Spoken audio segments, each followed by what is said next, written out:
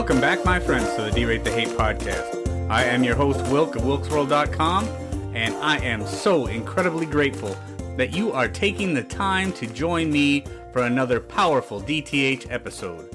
Friends, at the D-Rate the Hate podcast, it's all about bettering the world one attitude at a time. See, we did not create the hate, but with your help, we can derate the hate. That all starts with gratitude and personal accountability. We cannot control everything that happens to us in life, but we can control how we react to it.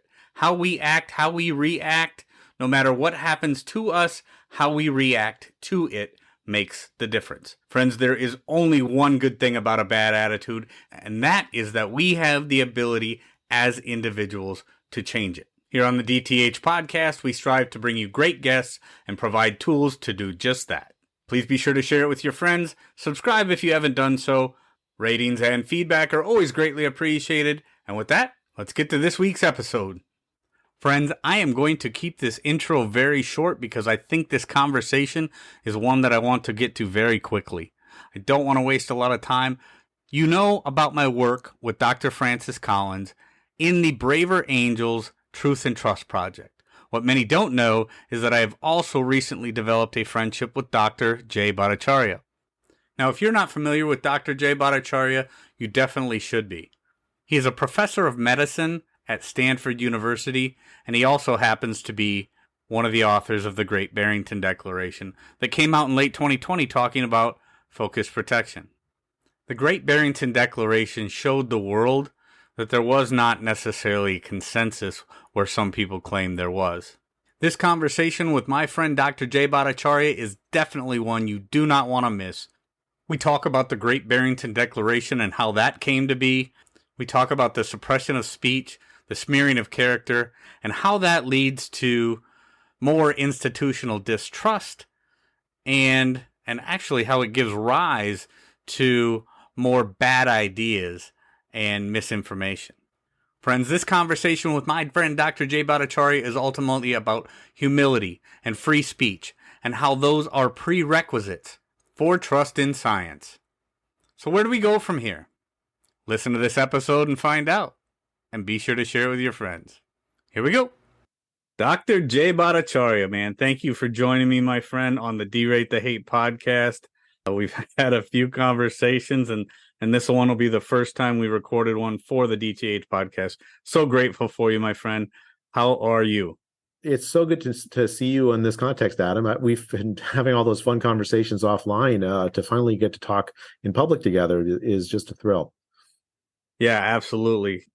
The few conversations that we've had so far, Jay, have been very enlightening for me and very helpful for me in a number of ways because as many people know, number one, I've been outspoken against the government's response to the pandemic from the very beginning. I think the first time I wrote something about it and maybe even recorded something about it was early in 2020. Amazingly enough, but I'm the kind of guy. I don't have the kind of bona fide credentials and stuff that many people would have, but so me talking about it is one thing, but I've been put in this incredible position, Jay, to have these great conversations with so many great people on both sides of this topic. And, I'm truly blessed to actually have that because it helps me navigate my feelings towards this thing. It helps me to become more knowledgeable about it and speak to it in a better way. So I've been blessed for that. And now obviously getting to have you on the podcast is kind of brings balance because a lot of people know that I've been having these conversations with Dr. Francis Collins, former head of the NIH. So thank you, Dr. J. Bhattacharya, for joining me.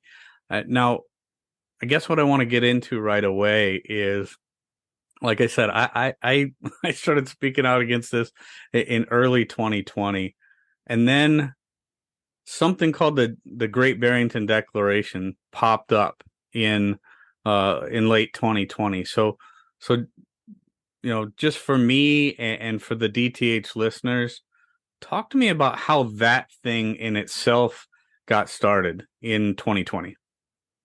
So the Great Barrington Declaration is a very short document, about a page long. I wrote with Sunetra Gupta of Oxford University and Martin Kulldorff, then of Harvard University, on leave now from Harvard University, but then at Harvard University. They're fantastic scholars. Sunetra is a great epidemiologist, a vaccinologist, and just has a long track. She's also a novelist. And then Martin Kulldorff is a biostatistician and epidemiologist who actually designed the FDA's, the CDC's method for statistical methods for tracking disease outbreaks and as well for for identifying sort of unexpected side effects in vaccines. Mm-hmm. So he's, these are very senior epidemiologists in academics, Stanford and Harvard, and I'm from Stanford. They're from Harvard and Oxford. We came together at the invitation of Martin Kulldorff to Great Barrington, Massachusetts. The idea was to discuss whether the lockdowns. This is October 2020. If you put yourself back in that time point. The spring lockdowns that happened looked like to great damage to kids in the round who would have to skip school for all that spring. The schools had locked down again in the United States and all over, through much of the country, especially in blue areas. And there were reports of people in poor countries essentially impoverished as a consequence of the economic dislocation caused by the lockdown. The UN World Food Program had estimated that 130 million people were thrown into dire food insecurity. This is like April, May 2020, as a consequence of the lockdown, the spring lockdowns. So, I mean, and the lockdowns had clearly failed. The disease was still here. There were summer waves of the disease, and it was very clear, based on my reading of the data, that the waves were coming back. That we had not actually gotten rid of the disease, and so the question is, what would we do in response?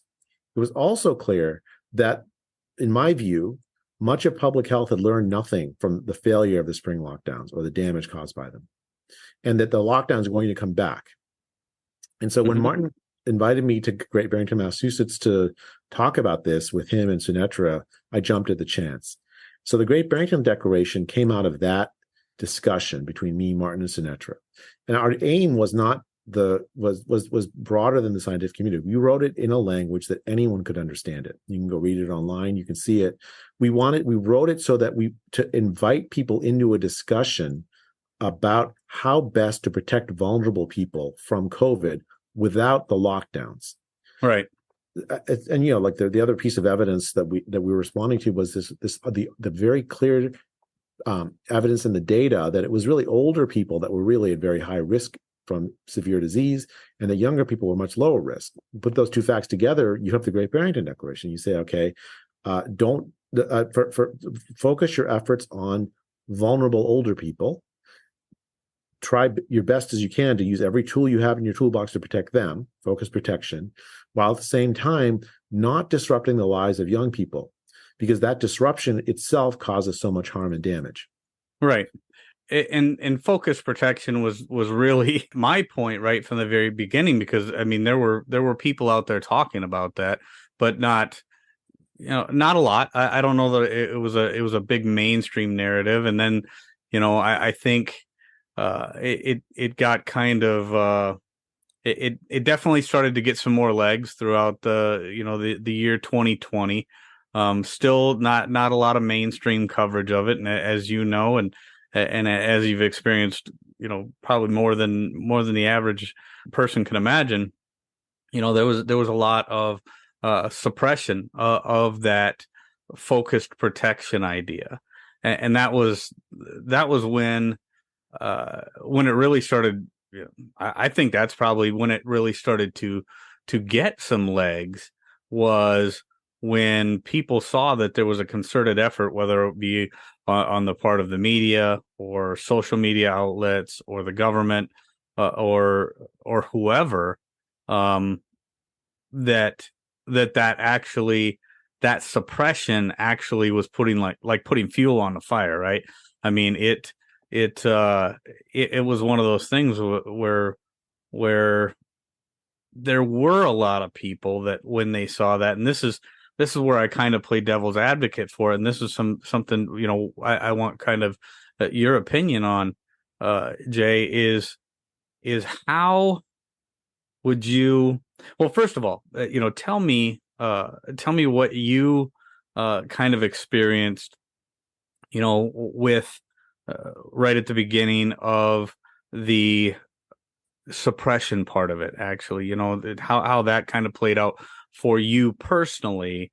But then also it's kind of a two-part thing, because I want to know what your thoughts are, because there was some, you know, pretty wacky stuff being put out there, and some kind of real, you know, when you talk about the 5G cell towers and the implanting microchips with the, you know, the coming vaccine and blah blah blah, you know, how do we reconcile those things and keep the best information? So I want your opinion on first of all, I want you to talk about, you know, how the suppression part of it affected you right out of the gate when the Great Barrington Declaration started coming out.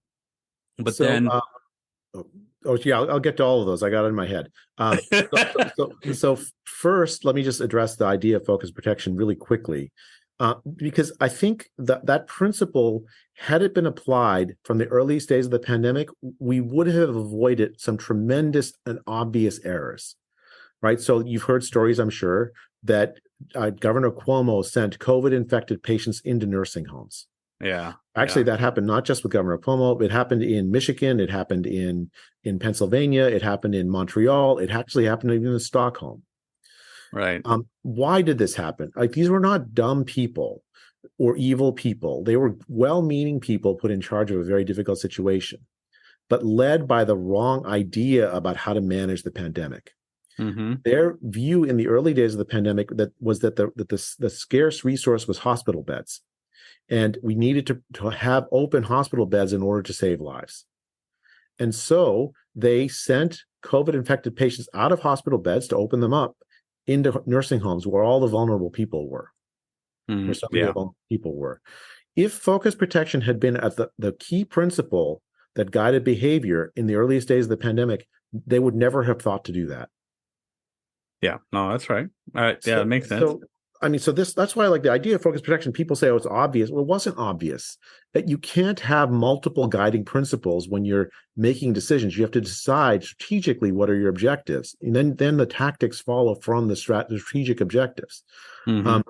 And so that's why I think the idea of focus protection, you can look back in retrospect and say, oh, yeah, it was obvious. But it wasn't obvious in October 2020. You could see it from the reaction that we had to the Great Barrington Declaration at the time, that for the public health leaders, it wasn't obvious.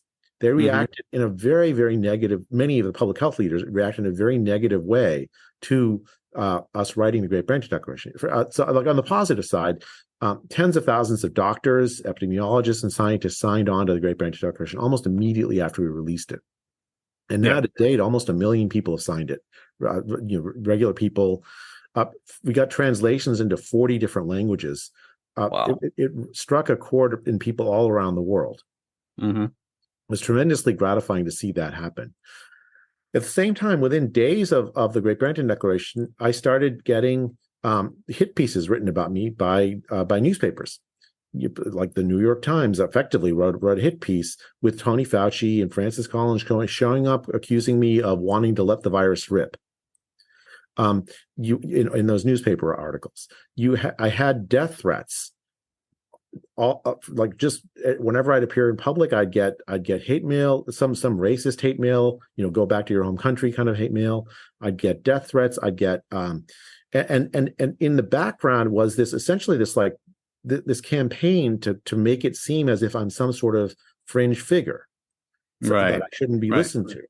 Right? It was a demonization campaign, rather than grapple with the ideas in the Great Barrington Declaration. Because the Great Barrington Declaration, it was an invitation to a discussion, right? Because you talk about focus protection. The question is, how best should you do focus protection? And we had a bunch of ideas about that in the Great Barrington Declaration and in the supporting documents. But really, it's a conversation that needs to happen at the local public health level, because it's people in local public health that know how elderly people in the community live, how vulnerable people. It's going to be a very different answer in Wyoming than or Corvallis, Oregon, or than it is going to be in downtown LA, where the living circumstances of the elderly Absolutely. are very different.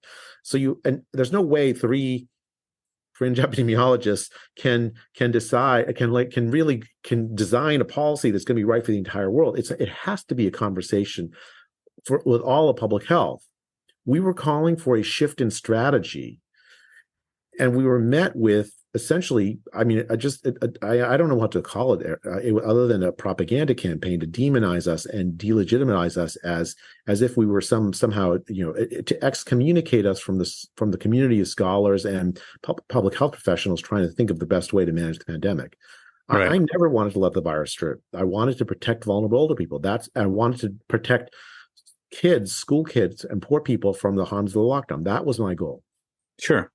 No, and I think that's incredibly important. I mean, that was kind of one of the things that I was saying right off the bat is there's a lot of things, and you brought up Oregon and Wyoming and things like that. I live in the state of Minnesota, and one of the things that I saw right away, Jay, was the things that were happening in outstate Minnesota, which this is not uncommon for almost everything that applies to the conversation about Minnesota, but the things that were happening in outstate Minnesota did not apply in any way, shape, or form, or were not similar. They weren't running parallel to what was happening within Minneapolis, St. Paul, right? So even a guy like me, just a blue collar guy from the outstate Minnesota, was right away having conversations with people like, why, what are we even doing here? My cafe is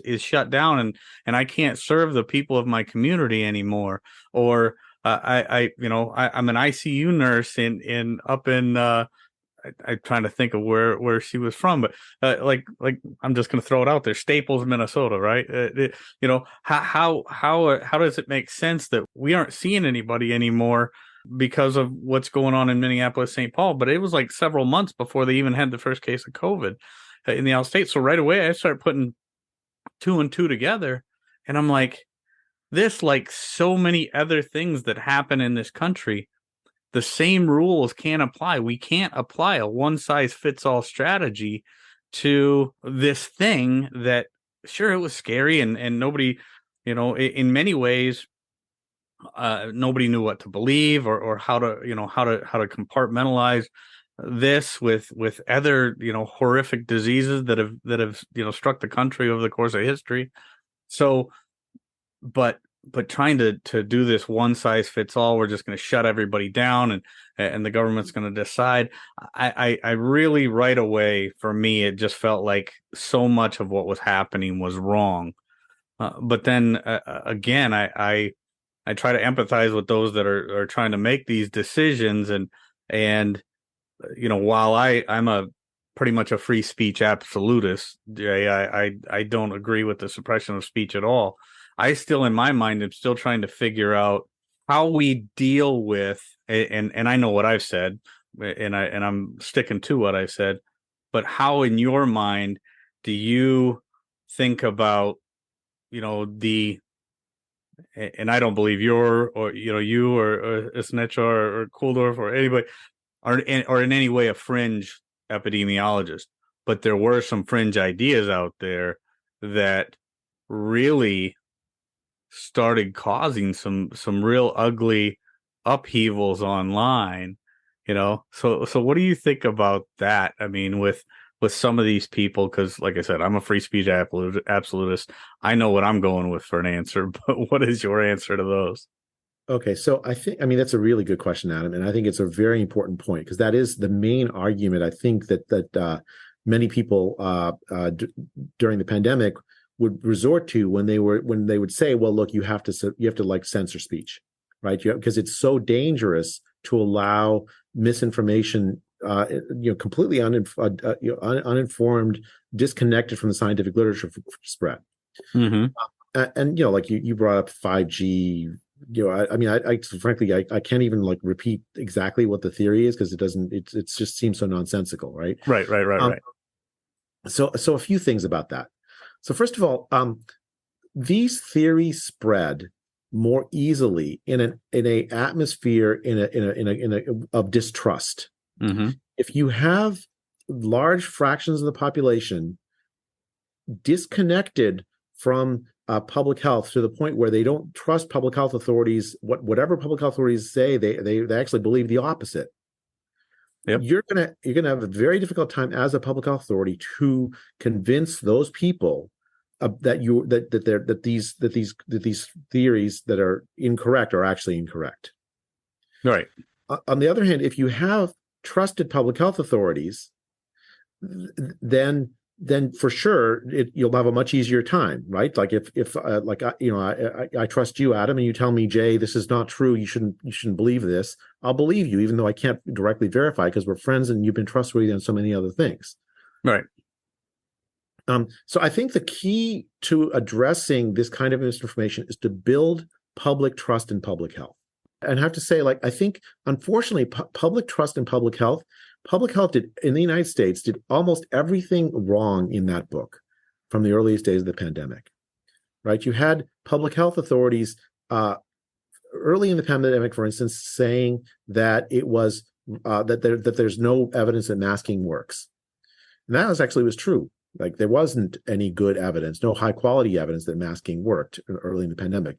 But then later, these same public health authorities came back and said, "Oh no, we were actually, that wasn't. I was misleading you intentionally because I wanted to preserve the masks and other protective equipment for hospitals."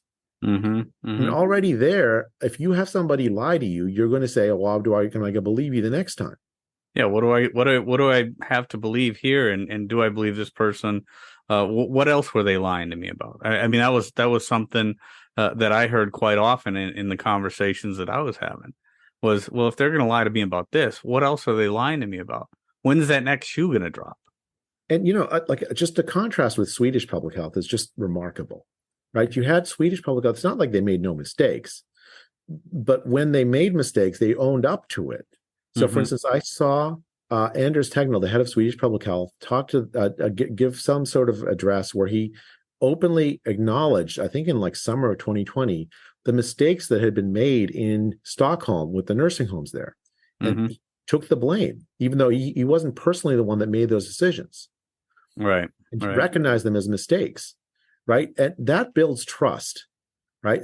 Ironically, by not appearing to be infallible, that humility and honesty builds trust. And so then when you say, okay, this is what we're seeing, this is what we believe, and here's what we recommend, people will trust you, and they'll say, okay. Or you say, oh, look, this 5G theory.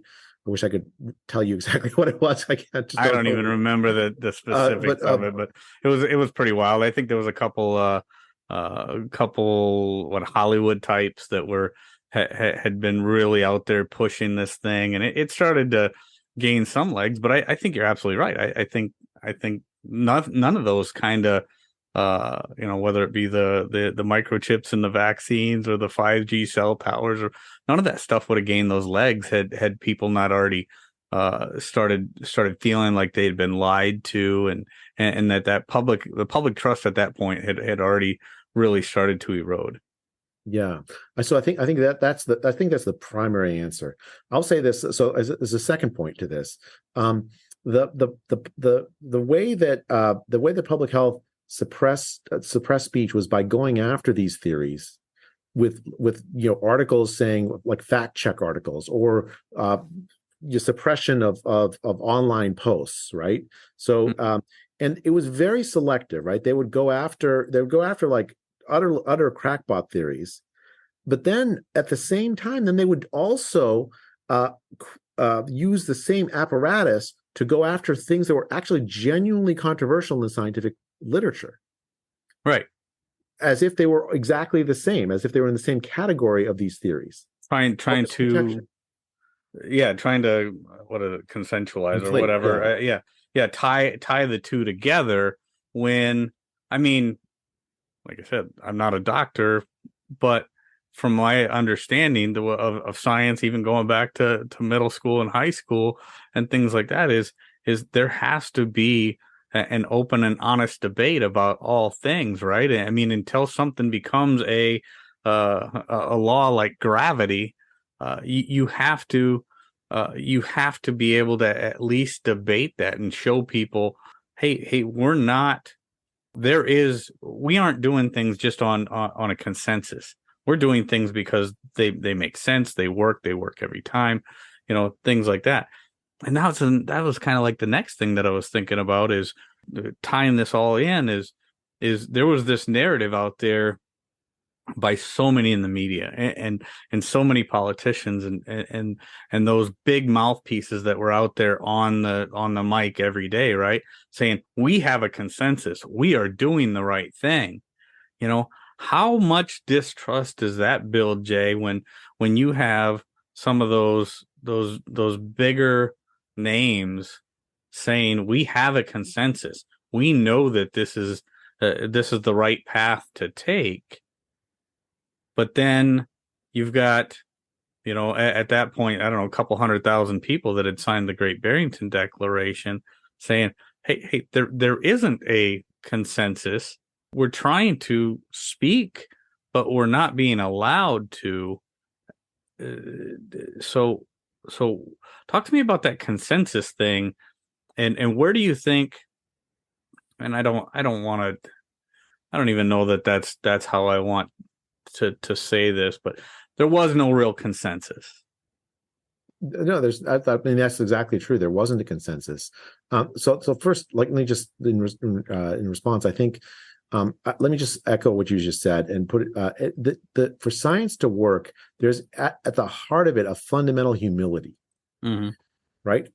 The world is a very complicated thing to understand. The physical world is a very complicated thing to understand. Our scientific method is powerful, but not so powerful that it automatically gives us the truth. It's a process of experimentation, hypothesizing, finding out you're wrong, changing your hypothesis. You're wrong all the time as a scientist, or you're not doing your job. Right. Humility is at the heart of the scientific enterprise, and the corollary to that is you need to have many minds working on this, again, with humility at the core of the enterprise, where if there's no genius so smart that they can grok all of science immediately, especially a new disease that comes out, you're just going to need lots and lots of minds, some of whom are going to be wrong about some things. That's just normal in science. So humility and free speech are fundamental prerequisites for the scientific process to work. Yeah, no, absolutely. I think it's like I was telling you in another conversation that I'm going through Jonathan Rauch's book, The Constitution of Knowledge, and that's one of the big things. Kind of what we've been talking about in this conversation, Jay, is he is talking about.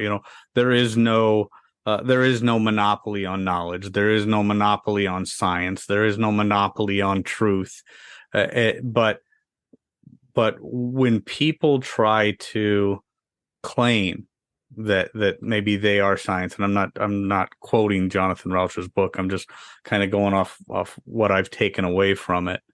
But people try to claim that they are science, or people try to claim that they are truth, or things like that. They open up room for that distrust, because it, like something that I've said so many times on this podcast and in other settings, is certainty is one of the fastest way to show people that you aren't listening to any other opinions. So kind of like what you're saying right there, you need to show that humility. You need to show that willingness that you are going to listen to other ideas. And that's how you're going to get the best and brightest minds together. That is really where you're going to show people, because I know just from my own experience, Jay, that when I say something that triggers somebody, or somebody says something to me before I started doing all this work in the depolarization space, one of the fastest ways to make my ears slam shut would be to say something that that really pissed me off, or something that I was so certain wasn't true. Now all of a sudden I'm just trying to develop my response to what you're going to say instead of truly listening to what you are trying to convey and whatever point that you're trying to get across to me. And I think so many people have fallen into that with this because it almost immediately it turned into this tribal issue, you know, and then people started to turn it into a political issue. But as you and I were talking about, this really isn't one, and I think a lot of people, to their own fault, a lot of people have turned this into a political issue, and instead of truly listening to somebody that's on the opposite side of the issue, being the pandemic and the pandemic response, they see the person that's saying it, and they attach that person's political identity to whatever that person is saying, and they no longer listen to them. So what do you think of that? Yeah. So first, let's just finish up on the illusion of consensus because that's really important. Like that kind of humility in science automatically means that that on disputed matters there needs to be a range of voices, and so in particular for scientific leaders, it's very important to permit that space to exist, to not close down the debate prematurely. Mm-hmm. And I think I think that humility has been lacking through much of the pandemic. And because with the idea that somehow it's so dangerous to allow that debate to happen because people might get the wrong idea and not obey public health. Well, how do you know what the right thing for public health to do is unless you've had that debate? Especially when there isn't a consensus. Don't ever convey that to the public that there is one. Don't falsely claim a consensus that doesn't exist. Right. Now, as far as like the partisan nature, it's been heartbreaking to watch. I'll tell you. So I don't have a particularly strong partisan bent myself. I don't actually care. I've never really cared that deeply about politics. I care a lot about science. I care a lot about economics. I care a lot about epidemiology, and I care a lot about public health. Throughout my career, I've published papers on a whole bunch of topics, and I can never predict which I work in public in health policy, so it's going to get picked up on political sides. But I personally can never predict which side is going to pick it up. Right. A paper, and I'll be like, oh, I'm all of a sudden popular with the left, or I'm a paper, I'm all of a sudden popular with the right. I have no clue in advance because I'm just trying to say as best I can within my limitations. Here's what the data are saying are the answer to this question. And sometimes it's the left that likes it, and sometimes right. Up in advance, I wouldn't be able to tell you until I've done the data analysis which side I fall down on, and I couldn't. I don't. It's always mystified me the partisanship on some of these issues. On this issue about the lockdowns in particular, I have to say I was very surprised that the left in the United States came down in favor of them. My view of the left before the pandemic in the United States was that they were in favor of policies that supported poor people. They were in favor of education of children. They were in favor of free speech. All of these have been subverted during my expectations about how the left in the United States would behave have been subverted by their actual behavior during the pandemic.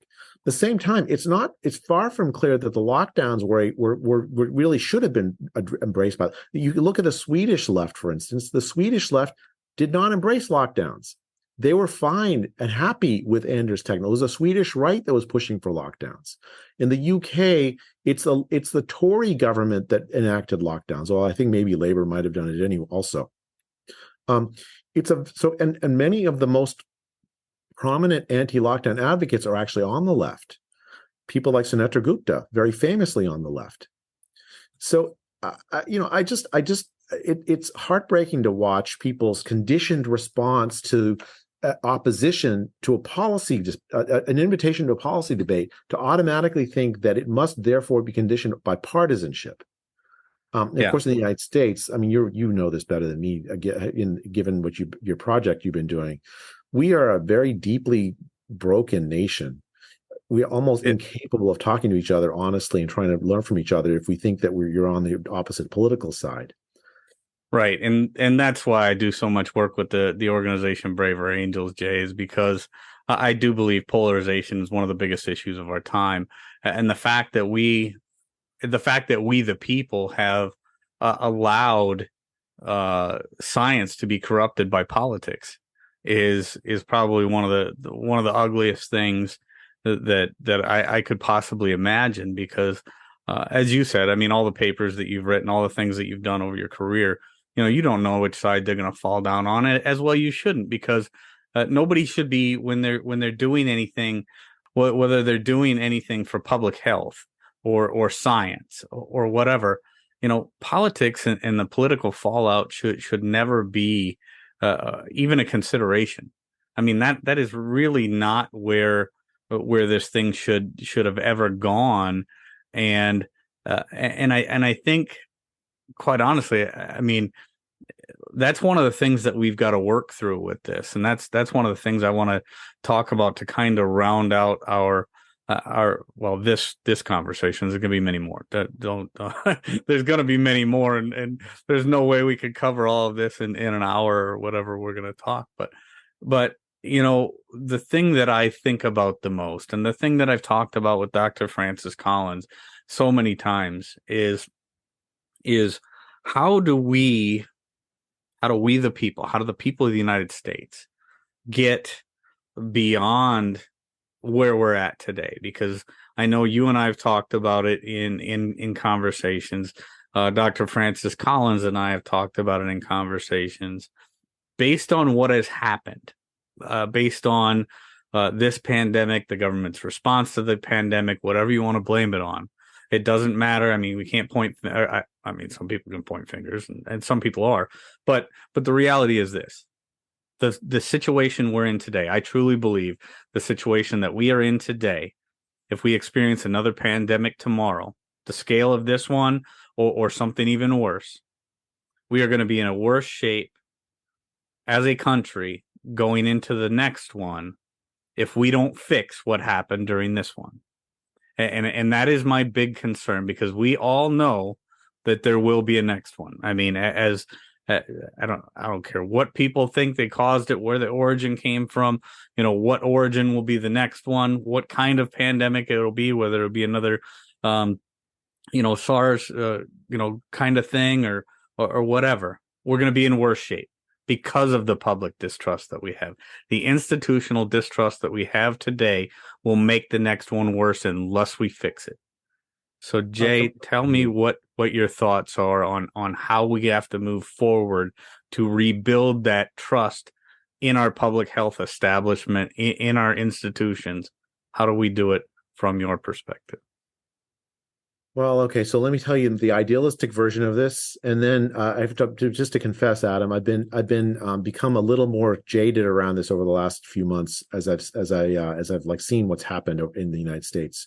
Mm-hmm. And so, like, here's the idealistic version. This is the version I was telling people in early 2023, and I've been telling to people much of the time. I still, in my heart of hearts, want this to be true. Right. So when there's a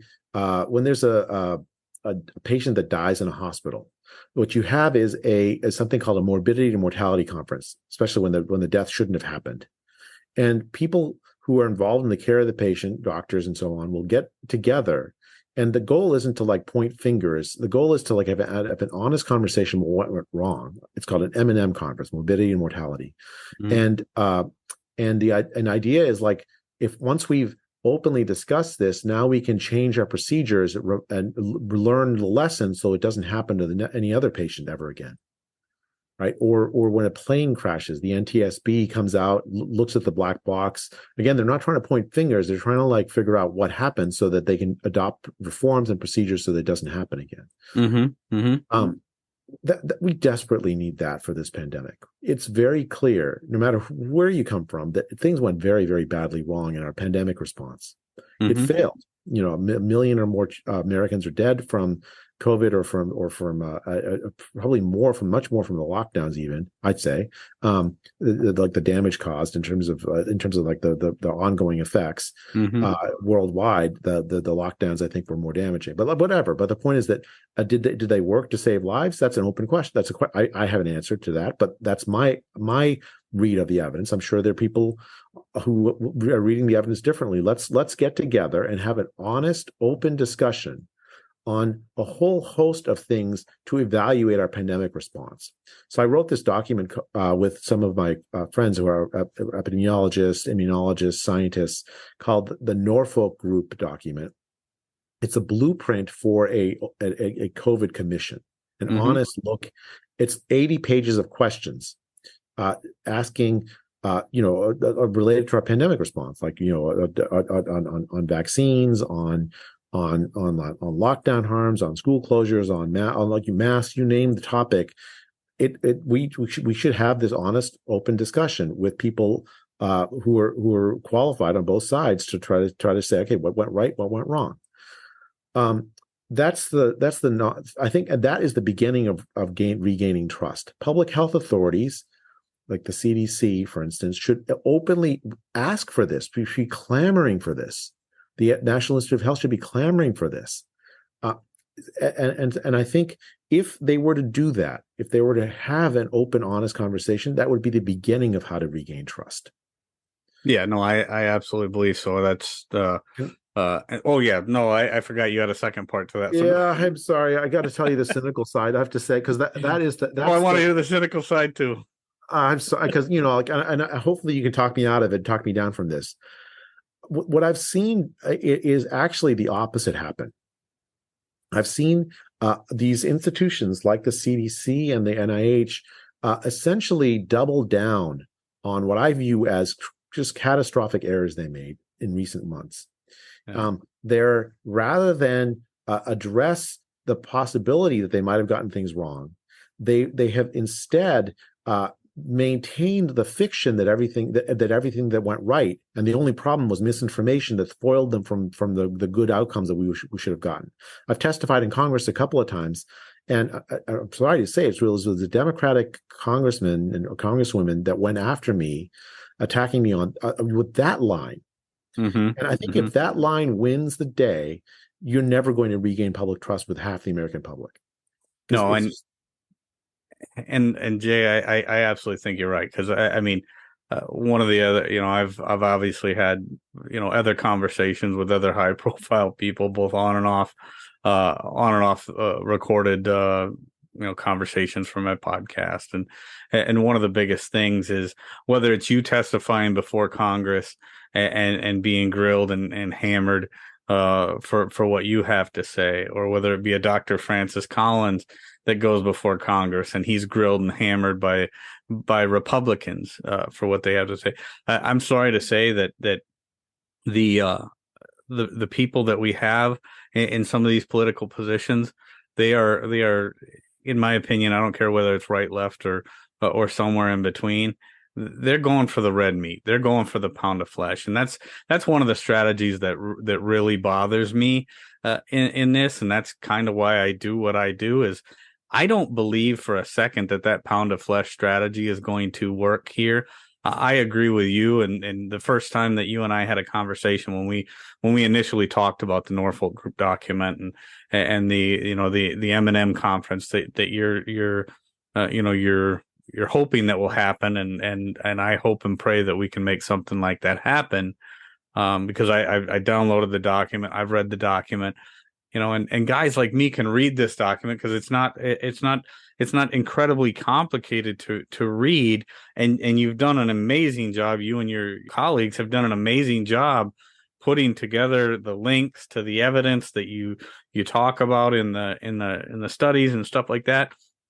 But the reality is this, and this is for all the people out there that are listening, I can read those studies and I can look at them and I can come to my own conclusion based on what I read, but it really doesn't matter what conclusion I come to.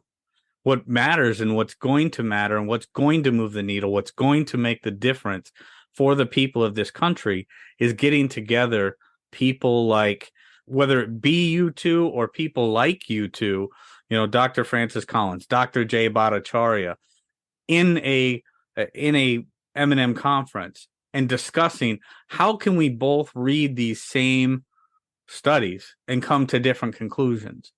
But then as scientists, as good faith people in that profession, come to some kind of a conclusion and say, we could have done this better.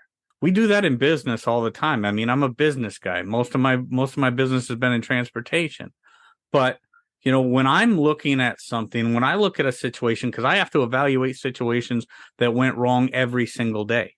When I look at it, I'm looking for the root cause problem of it and how I can make sure that root cause doesn't happen again. That is my sole objective.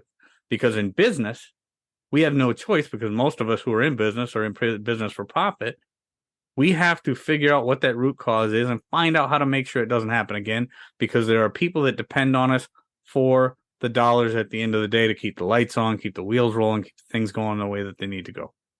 So when it comes down to it, we need the professionals. We need people, the professors, the epidemiologists, the best and the brightest minds in the field of health, not necessarily just public health, but all health, all science, to come together and say, this is where we agree. This is where we don't. Is there any point of common ground on the stuff that we don't agree on? How can we make this better? How can we move on? And then how do we rebuild that public trust in these institutions so the next time this thing doesn't happen again? I mean, I think it's really well said, and I think that is the version of me that believes still that we have a capacity for rational discussion with each other. That is the way forward for that to happen. Mm-hmm. The cynical part, the parts that I've been more recently starting to think, is that the only real solution, because the institutions that we have are not allowing that to happen, mm-hmm. or actively discouraging that from happening, is a political solution. Yeah. Right. So the political solution to this is reforms in our institutions so that there's checks and balances all by statute. Yeah. Right. So you couldn't have a small number of people essentially make emergency declaration decisions without checks. Mm-hmm. You would have, if you're going to close schools, then every week you have to issue a report of, here's what the data show regarding what harms are being done to kids as a consequence. Here's what the data show are being, what the potential benefits are of continuing to close schools. Mm-hmm. And it can't just be cases are rising. It has to be like, how effective would this be if we, how many cases would there be if we didn't close the schools? And it can't just be models. It has to be real data. Like we do this in environmental reports, right? So whenever we build something in the United States, you have to issue an environmental impact report. Mm-hmm. Right, that's a check and balance on unchecked growth in building, right? And because we value our environment. Mm-hmm. Well, I think you need to. I think I've come to the conclusion that you may need something like that for public health, right? Where public health shouldn't have a monopoly of power during emergencies like they had, because and this is the cynical part of me. I think they prove themselves not trustworthy enough to wield it wisely, and for the public good. And you very well may be right, and that very well may be what kind of determination comes out of this. But unfortunately, the whims of politicians float with public opinion in many ways, and we know how that kind of thing happens, and hopefully it doesn't come to that. But ultimately, what it comes down to, Jay, and I'll go right back to what I say so many times is, nothing good is going to come out of this if we don't start having the conversations. Nothing good is going to come of this if people's freedom of speech is in any way suppressed, because we've already agreed. we already know, not necessarily agree, but we already know that the suppression of speech just leads to more chaos and more goofy theories and all the different things, and it gives rise to more of those people, because whether you're on the right or you're on the left, you have to acknowledge the fact that there are several people out there that have taken advantage of this thing and tried to, do big things in certain ways, and they've made money off of this with their conspiracy theories and stuff like that. We know that. We know those people are out there, and it's just an ugly business. So we need the best and the brightest minds to sit down. We need to have these conversations. We need to work through this, but without the conversation, we will get nowhere. if we depend on the politicians in Congress to grill you or Francis Collins or Dr. Fauci or Deborah Birx or Rochelle Walensky or any, I don't care what name you want to pull out of the hat when it comes to this thing. If you expect anything positive to come from that, I think you're kidding yourself. I think I agree with you that it would be hard for Congress. I mean, just from my own personal experience of testifying in front of Congress, I do think there are some good people of goodwill who want that in Congress. I mean, I don't want to paint with too broad a brush. And sometimes I probably do, but sorry. No, you don't. Actually, that's not fair. And in fact, I would say I think there are people of goodwill on both sides of the aisle on this. Yeah. But then there are. Unfortunately, I felt the brunt of it from the Democratic side. Some grandstanders who want to make political hay of saying the Republicans are bad guys or something, and then want to use me as a pinata or something in order to make their political case. Mm-hmm. I mean, I think that, and that's just unfortunate. It's an unfortunate reality. I don't. Again, now this is the and I don't want to disagree with you about the necessity of an honest conversation, or even the possibility of an honest conversation happening among scientists and leaders and others who will participate. I think that is absolutely critical. And my God, if that could happen, it would be so much good for the world. Mm-hmm. Yeah. And so I think I want to support that in every way I can. I guess I'm having a dark day, and I'm looking forward and say, if that doesn't happen, then what has to happen to like, so that these kinds of bad things that happened during the pandemic don't happen again? A political movement that's focused on making sure that our kids' schooling isn't threatened by arbitrary public health decisions. Yeah, couldn't that be popular? Like a public, political movement that embraces free speech as a core value. Couldn't that be popular? Once upon a time, I thought every political movement in the United States embraced that. And I think the issue is like, now let me just say I'm being biased because of what the thing is I face. But like the Biden administration during the pandemic directly worked to censor me. Mm-hmm. They worked to try to reduce the scope of the set of people that would hear me or my ideas. Mm-hmm. I think that violated the First Amendment. I think it was very bad for public health also. Absolutely. And there's still, so I'm a litigant, I'm a plaintiff on a case brought by the Missouri and Louisiana Attorney General's office against the Biden administration. It was tough to agree to be on this case because by nature, I'm not litigious. I'm not, my goal isn't to win in court. My goal is to find scientific facts that people that hopefully I learn stuff about and other people can learn from. That's my goal in my career. Right. So it's tough to join this case, but I felt like I had no choice, right? Because if you have a political body violating basic First Amendment rights, basic free speech rights in ways that suppress scientific discussion, that put in order to get their way, so they don't get so that they suppress the reach of criticism from the outside in my view, of misinformation put out by the government. Well, then I think they're behaving very, very irresponsibly. Mm-hmm. That's why I agreed to a legal thing, which I think ought to be a scientific thing. But if you don't have free speech, you can't have the scientific discussion openly and honestly that you ought to have. Right. The premise of it is undermined, and so I mean, maybe the political angle is the only way out. I mean, I don't know. Maybe I hope that's wrong. Well, I'm hoping we can fix it in a different way. Yes, and that's because the cynical side of me says politics gets nothing good done, and that is probably the very cynical side of me, Jay. Is that when I look at what our government has done, and when people tend to look for a political solution to just about anything, they completely.